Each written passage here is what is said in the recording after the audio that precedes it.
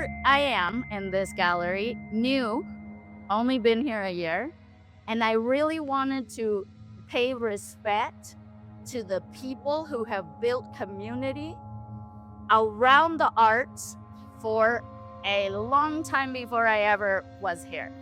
And I want to give them the respect and the honor that they deserve today. Well, tell us about the wildest party that you guys threw and all the fun things, because when I met Danny, we were having a wild party here, and he was like, what's happening? Like, somebody's doing wild parties and art. Like, I was almost going to turn him into the cops. It was so fun. I guess the wildest thing we ever did, it was in our waning days when we were just about to lose the lease at the Pink Buildings. They tore those down. Poor old Billy had a studio in the back, and the wrecking ball was coming out this way, and he was running out the other way. Billy loved that place. And one of the last days we were there, the last day we were really there, a band called, I think they were called Tan Sister Radio. They all were about that tall. They had blue jean jackets with the British flag on the back, and they were playing. And I said, look, if you remember, the building on the corner was the Builders Trading Company. They sold doors and windows. Had a 2-story with a balcony. They said, never go up to the balcony. I said, let's go up to the balcony. They got up there and they turned the guitars up to 11. And they played, and people started wondering what's up. People started complaining until we told you it's our last day here, and they stayed and partied. And then later that day, it turned into artists just showed up.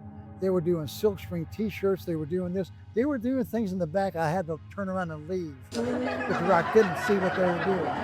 And that was about our wildest, craziest night. We had a great stage. We had music all the time. We had a good old time. what year was it?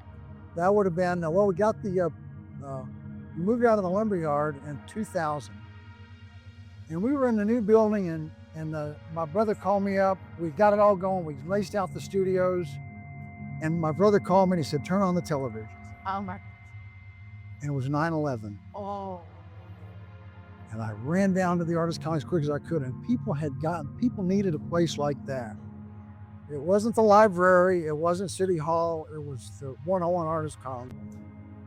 We got banners. We put stuff there. We had people do art with expressing their feelings.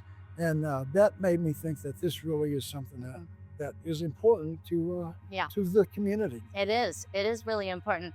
And that's something that has come across as a thread in all of these artist interviews. I don't know what's going to happen when I stand up here and I start asking questions to the artists. And the point that keeps coming up every single artist interview is how important it is for feeling all of the feelings, overcoming hard events in our lives, challenges, all of those things. That's what art is for. You know, it isn't necessarily a commodity.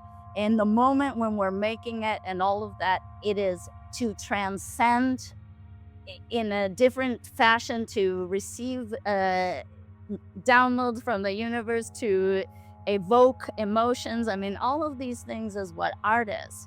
And that's why it's so important to keep artistry, and keep going generation after generation.